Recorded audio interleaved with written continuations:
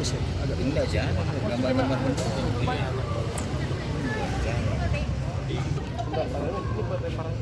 Reparasi sofa. Reparasi bantal. Kita paling Bukan corner. Dia bayar ini mau pampir.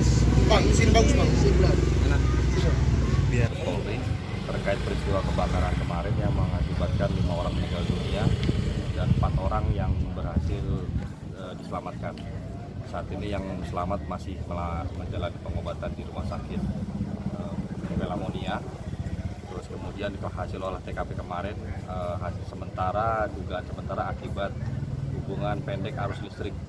Dari kemarin kita amankan beberapa bukti yang kita duga sebagai sumber penyebab, antara lain colokan listrik, karena dari keterangan saksi-saksi awal api berasal dari sini, kemudian menyebar karena di lokasi TKP banyak terdapat bahan-bahan yang mudah terbakar, karena TKP merupakan home industri pembuatan bantal, guling, dan reparasi sofa, kursi sofa.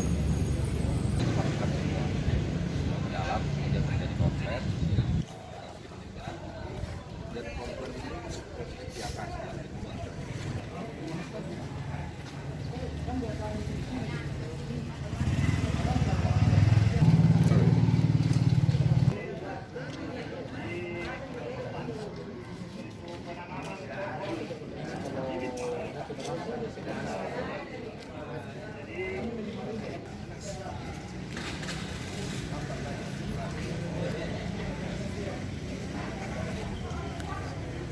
nanti pagi lagi.